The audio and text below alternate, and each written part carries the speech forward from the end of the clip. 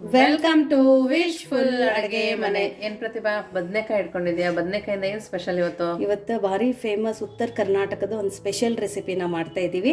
ಅದನ್ನು ಅಂದ್ರೆ ಇವಾಗ ನಾವು ಮೊನ್ನೆ ಒಂದು ಉತ್ತರ ಕರ್ನಾಟಕದ ಮಸಾಲೆ ಖಾರ ರೆಸಿಪಿನ ಅಪ್ಲೋಡ್ ಮಾಡಿದ್ದೀವಿ. ಸೊ ಆ ಮಸಾಲೆ ಖಾರನ ಯೂಸ್ ಮಾಡಿಬಿಟ್ಟು ಬದನೆಕಾಯಿನ ಯಾವ ತರ ಮಾಡೋದು ಅಂತ ಇವತ್ತು ನಾನು ಹೇಳ್ಕೊಡ್ತಾ ಇದ್ದೀನಿ. ಅದು ಸುಮಾರು ಜನ ನನಗೆ ಕೇಳ್ತಾ ಇದ್ದಾರೆ. ಇನ್ನೂ ಒಂದು ಅಂದ್ರೆ ನಾನು ಅದು ಉತ್ತರ ಕರ್ನಾಟಕದ ಮಸಾಲೆ ಖಾರದ ವಿಡಿಯೋ ನಾವು ಅಪ್ಲೋಡ್ ಮಾಡಿದ್ದೀವಿ ನೋಡು.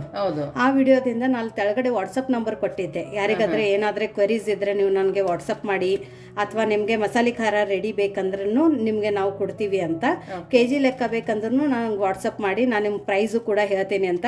ಸುಮಾರು ಜನ ವಾಟ್ಸಪ್ ಮಾಡಿಬಿಟ್ಟು ತುಂಬ ಚೆನ್ನಾಗಿ ರೆಸ್ಪಾನ್ಸ್ ತೋರಿಸ್ತಾ ಇದ್ದಾರೆ. ಹಂಗಾಗಿ ಎಲ್ಲರಿಗೂ ಧನ್ಯವಾದಗಳು. ಮತ್ತು ಯಾರ್ಯಾರು ಮೆಸೇಜ್ ಮಾಡಿದ್ದಾರೆ ಎಲ್ಲರಿಗೂ ಇಮಿಡಿಯೇಟಾಗಿ ನಾನು ರಿಪ್ಲೈನ ಮಾಡಿದ್ದೀನಿ. ಸೊ ಹಾಗಾಗಿ ಇವತ್ತು ಆ ಉತ್ತರ ಕರ್ನಾಟಕದ ಸ್ಪೆಷಲ್ ಮಸಾಲೆ ಖಾರ ನೋಡಿ, ಎಷ್ಟು ಚೆನ್ನಾಗಿ ಸಾಫ್ಟಾಗಿ ಮಸಾಲೆ ಖಾರ ನಾವು ಮಾಡಿದ್ವಲ್ಲ ಆಶಾ? ಹೌದು, ನೋಡಿ ಎಷ್ಟು ಚೆನ್ನಾಗಿದೆ. ಸೊ ಈ ಮಸಾಲೆ ಖಾರನ ಬಳಸಿಬಿಟ್ಟು ಇವತ್ತು ಈ ಬದನೆಕಾಯಿ ರೆಸಿಪಿನ ಯಾವ ಥರ ಮಾಡೋದು ಅಂತ ನೋಡೋಣ ಬನ್ನಿ. ಇಲ್ಲಿ ಎಳೆ ಬದನೆಕಾಯಿನ ತಗೊಂಡಿರೋದು ಆಶಾ. ಇದು ಒಳಗಡೆ ಬೀಜ ಇಲ್ಲ ನೋಡು, ತುಂಬಾ ಎಳೆದಿದ್ದಾವೆ ಬೀಜಗಳು.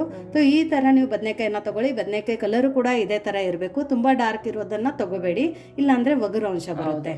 ಸೊ ಇವಾಗ ಇಲ್ಲಿ ನಾವು ಈ ತರ ಬದನೆಕಾಯಿನ ಕಟ್ ಮಾಡ್ಕೊಂಡು ಬರೋಣ.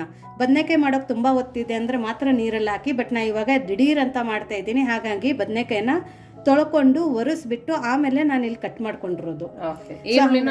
ಕಟ್ ಮಾಡ್ಬೇಕಲ್ಲ? ಹೌದು, ಈರುಳ್ಳಿ ಕೂಡ ಅದ್ರ ತಕ್ಕಂಗೆ ನಾವು ಉದ್ದ ಕಟ್ ಮಾಡ್ಕೋಬೇಕು ಸ್ಲೈಸ್ ಅಲ್ಲಿ.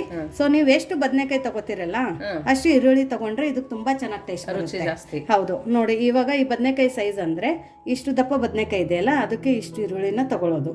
ಇಲ್ಲ ನಮ್ಮ ಹತ್ರ ದಪ್ಪ ಇದೆ ಈರುಳ್ಳಿ ಅಂದ್ರೆ 3 ಬದನೆಕಾಯಿಗೆ ಒಂದು ದಪ್ಪ ಈರುಳ್ಳಿ ಹಾಕಿದ್ರೂ ಸಾಕಾಗತ್ತೆ. ಸೊ ಇವಾಗ ಈರುಳ್ಳಿ ಮತ್ತೆ ಬದನೆಕಾಯಿನ ಕಟ್ ಮಾಡ್ಕೊಂಡು ಬರೋಣ. ಮುಂದೆ ಏನ್ ಮಾಡೋದು ಅಂತ ಹಾಗೆ ನೋಡೋಣ. ನೋಡಿ, ಒಂದು ಬಾಣಲಿನ ತಗೊಂಡಿದೀವಿ. ಇದನ್ನ ಫ್ಲೇಮನ್ನ ಹೈ ಫ್ಲೇಮಲ್ಲಿ ಇಟ್ಕೊಂಡು ಸ್ವಲ್ಪ ಎಣ್ಣೆನ ಹಾಕೊಳ್ಳೋಣ. ಬದನೆಕಾಯಿ ಪಲ್ಯಕ್ಕೆ ಒಂದ್ ಸ್ವಲ್ಪ ಎಣ್ಣೆ ಜಾಸ್ತಿನೇ ಹಾಕೋಬೇಕು, ಯಾಕಂದ್ರೆ ಇದು ಬರೀ ಎಣ್ಣೆಯಲ್ಲಿನೇ ನಾವು ಒಂದ್ ಸ್ವಲ್ಪ ಫ್ರೈ ಮಾಡ್ತೀವಿ ಇಲ್ಲ ಅಂದ್ರೆ ಟೇಸ್ಟ್ ಅಷ್ಟು ಚೆನ್ನಾಗಿ ಬರಲ್ಲ. ಸೊ ಎಣ್ಣೆ ಕಾಯ್ದ ನಂತರ ಒಂದ್ ಸ್ವಲ್ಪ ಸಾಸಿವೆ ಹಾಕೊಳ್ಳೋಣ, ಸ್ವಲ್ಪ ಜೀರಿಗೆ. ಇದು ಚೆನ್ನಾಗಿ ಚಟಪಟ ಅಂದ್ರೆ ಸ್ವಲ್ಪ ಹಿಂಗು, ಆಮೇಲೆ ಉದ್ದ ಕಟ್ ಮಾಡ್ಕೊಂಡಿರುವಂಥ ಈರುಳ್ಳಿ.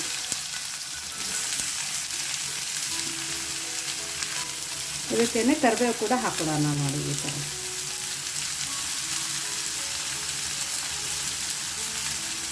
ಹಾಕೊಂಡು ಜಸ್ಟ್ ಒಂದು ಸರ್ತಿ ತಿರುಗಿಸ್ಕೊಳ್ಳೋಣ, ಜಾಸ್ತಿ ಬೇಡ. ಯಾಕಂದರೆ ನಮಗೆ ಈರುಳ್ಳಿ ಸಾಫ್ಟ್ ಆಗಬಾರ್ದು, ಮೊದಲೇ ಸಾಫ್ಟ್ ಆಗಬಾರ್ದ? ಹೌದು. ಇವಾಗ ಇದಕ್ಕೇನೆ ನಾವು ಕಟ್ ಮಾಡ್ಕೊಂಡ್ರು ಅಂತ ಈರುಳ್ಳಿ ಹಾಕೊಂಡ್ಸರಿ ತಿರುಗಿಸಿದ ತಕ್ಷಣ ಬದನೆಕಾಯಿ. ಹೌದು, ಇವನ್ ಈರುಳ್ಳಿ ಬೆಳ್ಳುಳ್ಳಿ ಒಟ್ಟಿಗೆ ಹಾಕಿದ್ರು ನಡೆಯುತ್ತೆ. ಓಕೆ, ಇದನ್ನೆಲ್ಲ ಕೂಡಿ ಇವಾಗ ತಿರುಗಿಸ್ಕೊಳ್ಳೋಣ. ಇವಾಗ ಎಣ್ಣೆಯಲ್ಲಿ ಚೆನ್ನಾಗಿ ಮಿಕ್ಸ್ ಮಾಡ್ಕೋಬೇಕು. ಸೊ ಬದನೆಕಾಯಿ ಪಲ್ಯ ಮಾಡೋದು ತುಂಬ ಈಸಿ ಇದೆ. ಇದು ತುಂಬ ಅಥೆಂಟಿಕ್ ವೇ ಇದು. ಓಕೆ, ಮತ್ತು ಬೇಗ ಕೂಡ ಆಗುತ್ತೆ ಬದನೆಕಾಯಿ ಈರುಳ್ಳಿ ಇದ್ರೆ ನಿಮಗೆ 5 ನಿಮಿಷದಲ್ಲಿ ಬದನೆಕಾಯಿ ಪಲ್ಯ ರೆಡಿ ಆಗುತ್ತೆ. ಹೌದು, ಲಂಚ್ ಬಾಕ್ಸ್ ರೆಸಿಪಿ ತುಂಬಾ ಜನ ಕೇಳ್ತಾ ಇದ್ರಲ್ವ ಪ್ರತಿಭಾ? ಹೌದು, ಅವ್ರಿಗೆ ಮಾಡೋಕೆ ಕೂಡ ತುಂಬಾ ಸುಲಭವಾಗುತ್ತೆ, ಮಕ್ಕಳಿಗೂ ಇಷ್ಟ ಆಗುತ್ತೆ ಅಲ್ವಾ? ಅದನ್ನು ಆಗುತ್ತೆ, ಆಮೇಲೆ ಬ್ರೇಕ್ಫಾಸ್ಟ್ಗೂ ಆಗುತ್ತೆ. ಚಪಾತಿ ಜೊತೆ ಪರಾಟ ಜೊತೆ ನೀವು ಈ ಥರ ಬದನೆಕಾಯಿ ಪಲ್ಯ ಮಾಡಿದರೆ ಈಸಿ ಆಗುತ್ತೆ. ಈವನ್ ಸೈಡ್ ಡಿಶ್ ರೆಸಿಪಿ ಅಂತಾನೂ ಆಗುತ್ತೆ ಇದು. ನೀವು ಅನ್ನ ಸಾಂಬಾರ ಜೊತೆ ನೆನೆಸ್ಕೊಂಡು ತಿನ್ನೋಕ್ಕೆ, ಇವನ್ ಫಂಕ್ಷನ್ ಇದ್ದಾಗ ಕೂಡ 1-2 ರೆಸಿಪಿ ಮಾಡಿದ್ರೆ ಇದೊಂದು ಜೊತೆಗೆ ಮಾಡಿದ್ರೆ ಈಸಿ ಆಗುತ್ತೆ, ಬೇಗ. ತುಂಬಾ ಬೇಗ ಆಗುತ್ತೆ.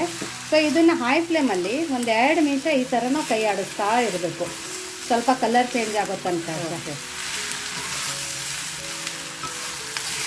ಸೊ ನೋಡಿ, ತುಂಬ ಚೆನ್ನಾಗಿ ಮಿಕ್ಸ್ ಆಗಿದೆ. ಫ್ಲೇಮನ್ನು ಇವಾಗ ಮೀಡಿಯಮ್ ಫ್ಲೇಮಲ್ಲಿ ಇಟ್ಕೊಳ್ಳಿ. ಇವಾಗ ಇದಕ್ಕೇನೆ ಸ್ವಲ್ಪ ಉಪ್ಪು ಹಾಕೋಬೇಕು ನಾವು. ಓಕೆ, ರುಚಿ ಎಷ್ಟು ಬೇಕೋ ಅಷ್ಟು ಇವಾಗಲೇ ಹಾಕೋಬೇಕಾ? ಒಂದು ಸ್ವಲ್ಪ ಹಾಕೋಬೇಕು, ಯಾಕಂದ್ರೆ ನಾವು ಮಸಾಲೆ ಖಾರಲ್ಲಿ ಬೇರೆ ಉಪ್ಪಿರುತ್ತೆ. ಸೊ ಹಾಗಾಗಿ ಉಪ್ಪು ಕಡಿಮೆನೇ ಹಾಕೋಬೇಕು. ಉಪ್ಪು ಹಾಕೊಳ್ಳೋಣ, ಉಪ್ಪಿನ ನೀರು ಬಿಟ್ಟು ಇದು ಇಲ್ಲೇ ಸಾಫ್ಟ್ ಆಗಿಬಿಡುತ್ತೆ. ಸೊ ನೋಡಿ, ಇವಾಗ ಉಪ್ಪು ಹಾಕಿದ ನಂತರ ಚೆನ್ನಾಗಿ ಮಿಕ್ಸ್ ಮಾಡ್ಕೋಬೇಕು. ಫ್ಲೇಮನ್ನು ಮಾತ್ರ ಹೈ ಟು ಮೀಡಿಯಮ್ ಫ್ಲೇಮಲ್ಲಿ ಇಟ್ಕೊಳ್ಳಿ. ಸೊ ನೋಡಿ, ಇವಾಗ ಇದು ತುಂಬ ಚೆನ್ನಾಗಿ ಮಿಕ್ಸ್ ಆಗಿದೆ. ಇವಾಗ ಇದನ್ನೆಲ್ಲನೂ ಈ ಥರ ನಾವು ಸ್ವಲ್ಪ ಸ್ಪ್ರೆಡ್ ಮಾಡ್ಕೊಳ್ಳೋಣ. ಸೊ ಇದಕ್ಕೆ ಒಂದು ಸ್ವಲ್ಪ ಅರಿಶಿಣದ ಪುಡಿನ ಹಾಕೊಳ್ಳೋಣ. ಎಲ್ಲ ಕಡೆ ಈ ಥರ ಉದುರಿಸ್ಕೊಳ್ಳಿ. ಇವಾಗ ನೋಡಿ, ಇದಕ್ಕೆ ನಮ್ದು ಉತ್ತರ ಕರ್ನಾಟಕದ ಮಸಾಲೆ ಖಾರನ ಹಾಕೋತಾ ಇದ್ದೀವಿ. ನಿಮಗೆ ಈ ಉತ್ತರ ಕರ್ನಾಟಕದ ಮಸಾಲೆ ಖಾರ ರೆಸಿಪಿ ಹೇಗೆ ಅನ್ನಿಸ್ತು ಅಂತಾನು ಕಮೆಂಟ್ ಮೂಲಕ ತಿಳಿಸಿ. ಆಮೇಲೆ ಈ ಉತ್ತರ ಕರ್ನಾಟಕ ಮಸಾಲೆ ಖಾರದ ರೆಸಿಪಿ ಇನ್ನೂ ಯಾರಾದರೂ ನೋಡಿಲ್ಲ ಅಂದರೆ ಲಿಂಕನ್ನು ನಾನು ಡಿಸ್ಕ್ರಿಪ್ಷನ್ ಬಾಕ್ಸಲ್ಲಿ ಕೊಟ್ಟಿರ್ತೀನಿ, ಅಲ್ಲಿ ನೀವು ಚೆಕ್ ಮಾಡ್ಬೋದು.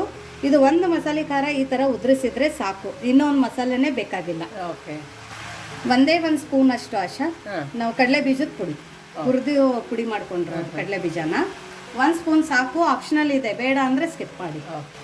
ಇದು ನೋಡಿ ಹುಚ್ಚು ಎಳದ ಪುಡಿ, ಖಾರ ಹಾಕೊಟ್ಟ.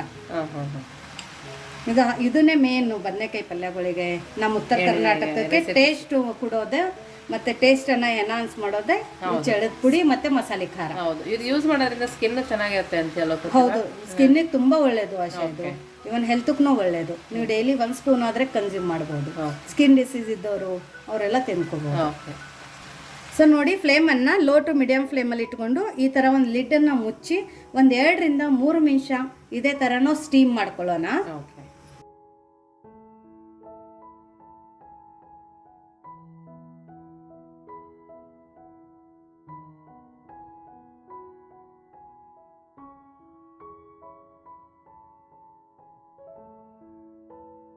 ಸೊ ನೋಡಿ, ನಮ್ಮದು 2 ಮಸಾಲೆ ಖಾರ ಮಾಡಾಗಿದೆ. ಇದು ಈರುಳ್ಳಿ ಬೆಳ್ಳುಳ್ಳಿ ಹಾಕಿ ಮಾಡ್ಕೊಂಡಿರುವಂಥ ಮಸಾಲೆ ಖಾರ, ಇದು ಒಣ ಮಸಾಲೆ ಖಾರ. ಇದು ಆದ್ರೂ 4 ವರ್ಷ ಇಟ್ಕೋಬಹುದು, ಇದನ್ನಾದ್ರೂ 2 ವರ್ಷ ಇಟ್ಕೋಬಹುದು. ಸೊ ನೋಡಿ, ಇದು 2 ನಿಮಿಷ ಆಗಿದೆ. ಇದೊಂದು ಸ್ವಲ್ಪ ಕೊತ್ತಂಬರಿ ಸೊಪ್ಪನ್ನು ಹಾಕೊಳ್ಳೋಣ. ಇದನ್ನ ನೀಟಾಗಿ ಕೆಳಗಡೆಯಿಂದ ಮೇಲ್ಗಡೆ ಈ ಥರ ನಾವು ಇದನ್ನು ಮಿಕ್ಸ್ ಮಾಡಿದ್ರೆ ಕಲರು ಕೂಡ ಇವಾಗ ನಿಮ್ಗೆ ಗೊತ್ತಾಗುತ್ತೆ ಎಷ್ಟು ಚೆನ್ನಾಗಿ ಬಂದಿದೆ ಅಂತ. ನೋಡಿದ್ರಲ್ಲ, ಉತ್ತರ ಕರ್ನಾಟಕದ ಬದನೆಕಾಯಿ ಪಲ್ಯ ಮಾಡೋದು ಎಷ್ಟು ಈಸಿ ಇದೆ ಅಂತ. ನಿಮ್ಮ ಕಡೆ ಏನಂತೀರ ಪ್ರತಿಭಾ ಇದಕ್ಕೆ? ಉದುರು ಬದನೆಕಾಯಿ. ನಾನು ಇದನ್ನ ಪ್ರತಿಭಾ ನಿಂಗೆ ಕೊಟ್ಟಾಗ ಅನ್ನ ಸೈಡಿಗೆ ಮೊಸರು ಹಾಕೊಂಡು ಮೊಸರು ಜೊತೆಗೆ ತಿಂದಿದ್ದೆ, ತುಂಬಾ ಚೆನ್ನಾಗಿತ್ತು. ತುಂಬಾ ಸಖತ್ತಾಗಿರುತ್ತೆ ಆಶಾ. ಅದನ್ನು ನೋಡಿ, ಉತ್ತರ ಕರ್ನಾಟಕದ ಮಸಾಲೆ ಖಾರನ ಬಳಸಿಬಿಟ್ಟು 5 ನಿಮಿಷದಲ್ಲಿ ಆಗುವಂತ ಬದನೆಕಾಯಿ ಉದುರು ಬದನೆಕಾಯಿ ಪಲ್ಯ, ಉತ್ತರ ಕರ್ನಾಟಕದ ಉದುರು ಬದನೆಕಾಯಿ ಪಲ್ಯ ಸೂಪರ್ ಆಗಿದೆ. ಇವಾಗ ಫ್ಲೇಮ್ ಅನ್ನ ಆಫ್ ಮಾಡ್ಕೊಳ್ಳೋಣ. ಆಮೇಲೆ ಇದನ್ನ ಎದ್ರ ಜೊತೆ ತಿನ್ನೋದು ಅಂತ ನೋಡೋಣ ಬನ್ನಿ. ನೋಡಿ, ಬಿಸಿ ಬಿಸಿ ಚಪಾತಿ, ಇಟ್ಟು ಸಾಫ್ಟ್ ಇದೆ ನೋಡಿ ಚಪಾತಿ. ಅದು ಒಂದೇ ಸರ್ತಿ 3-4 ಚಪಾತಿ ಬೇಯಿಸಿರೋದು ಆಶಾ ನಾನು. ನೋಡಿ, ಸ್ಟೀಮ್ ಚಪಾತಿನ ಇದು? ಒಂಥರ ಸ್ಟೀಮು ಒಂಥರ ರೋಸ್ಟು. ಸೊ ಈ ಚಪಾತಿ ರೆಸಿಪಿ ಬೇಕಂದ್ರೆ ಕಮೆಂಟ್ ಹಾಕಿ. ಇವಾಗ ಆಶಾ ಇದ್ರ ಮೇಲ್ಗಡೆ ನಾವು ಬದನೆಕಾಯಿ ಪಲ್ಯನ ಹಾಕೊಳ್ಳೋಣ. ಇದ್ರ ಜೊತೆ ಚಟ್ನಿ ಪುಡಿ ಮೊಸರು ಕೂಡ ಚೆನ್ನಾಗಿರುತ್ತೆ. ಹೌದು, ಬದನೆಕಾಯಿ ತೀರಾ ಸಾಫ್ಟ್ ಆಗಬಾರ್ದಲ್ಲ ಪ್ರತಿಭಾ? ಇಲ್ಲ, ತುಂಬಾ ಸಾಫ್ಟ್ ಆದ್ರೆ ಏನಾಗುತ್ತೆ ಗೊತ್ತಾ ಆಶಾ, ತಿನ್ಬೇಕಾದ್ರೆ ಅಷ್ಟು ಟೇಸ್ಟ್ ಬರಲ್ಲ, ಬದನೆಕಾಯಿ ಫ್ಲೇವರ್ ಬಿಡಲ್ಲ. ಹಂಗಾಗಿ ಹೌದು, ನೋಡು ಇಷ್ಟೇ ಸಾಫ್ಟ್ ಇದ್ರೆ ಸಾಕು. ಇದೊಂದ್ ಸ್ವಲ್ಪ ಉಪ್ಪು ಹಾಕಿ ನಾವು ನೀಟಾಗಿ ಮುಚ್ಚಿಟ್ಟಿದ್ವಿ ನೋಡು, ಅವಾಗ್ಲೇನೆ ಸಾಫ್ಟ್ ಆಗುತ್ತೆ. ಒಂದ್ ಹನೇನು ನೀರಿಲ್ಲದೆ ಮಾಡ್ಕೊಂಡಿರೋಂತ ರೆಸಿಪಿ. ಹೌದು ನೋಡಿ ಆಶಾ, ಇದ್ರಗಡೆ ಮೊಸರು ಮೇಲೆ ನಮ್ದು ಉತ್ತರ ಕರ್ನಾಟಕದ ಶೇಂಗಾ ಹಿಂಡಿ ನೋಡಿ. ಇದೆಲ್ಲ ನೋಡೋಕ್ಕೆ ಕಲರ್ಫುಲ್ ಆಗಿ ನೋಡಿದ್ರೆ ಇಷ್ಟು ಚೆನ್ನಾಗಿ ಘಮ ಬರ್ತಾ ಇದೆ ಅಂದ್ರೆ ಯಾರು ಬೇಕಾದವರು ಒಂದು 5-6 ಚಪಾತಿ ತಿನ್ಕೋಬಹುದು. ಹೌದು, ನಿಜ, ಅಷ್ಟು ಚೆನ್ನಾಗಿದೆ. ಬದನೆಕಾಯಿ ಕೂಡ ನೋಡಿ ಎಷ್ಟು ಸಾಫ್ಟ್ ಆಗಿದೆ, ಅಷ್ಟೇ ಚೆನ್ನಾಗಿದೆ. ಮತ್ತೆ ಮಸಾಲೆನು ಈ ತರ ಹಾಕಿ ನಾವು ಮುಚ್ಚಿಟ್ರೆ ಆಶಾ ಮಸಾಲೆ ಹೊತ್ತೋಗಲ್ಲ. ಸೊ ಬದನೆಕಾಯಿ ತಳ ಹಿಡಿಯಲ್ಲ. ಹೌದು. ಸೊ ನೋಡಾಶಾ, ಇದಕ್ಕೆ ಬದನೆಕಾಯಿ ಜೊತೆ ಬೆಸ್ಟ್ ಕಾಂಬಿನೇಷನ್ ಅಂದ್ರೆ ನಮ್ದು ಚಪಾತಿ ಇಲ್ಲ ಜೋಳದ ರೊಟ್ಟಿ, ಮೊಸರು, ಚಟ್ನಿ ಪುಡಿ. ಇದನ್ನ ಈ ತರ ತಿಂತೀವಿ ನಾವು. ನೋಡಶ ಟೇಸ್ಟು ತುಂಬಾ ಚೆನ್ನಾಗಿದೆ ಪ್ರತಿಭಾ. ಚೆನ್ನಾಗೈತಾ? ಮಸಾಲೆ ಖಾರ ಫ್ಲೇವರು ಬರ್ತಾ ಇದೆ. ಬದನೆಕಾಯಿ ಟೇಸ್ಟು ಸಕ್ಕತ್ತಾಗಿದೆ. ಸೊ ನಿಮಗೆ ಈ ಬದನೆಕಾಯಿ ರೆಸಿಪಿ ಹೇಗೆ ಅನ್ನಿಸ್ತು ಅಂತ ಕಮೆಂಟ್ ಮೂಲಕ ತಿಳಿಸೋದನ್ನು ಮರಿಬೇಡ್ರಿ. ತುಂಬ ಚೆನ್ನಾಗಾಗಿದೆ. ಮಸಾಲೆ ಖಾರ ಫ್ಲೇವರ್ ಅಂತೂ ತುಂಬ ಸಖತ್ತಾಗಿ ಬಾಯಲ್ಲಿ ಸಿಗ್ತಾ ಇದೆ.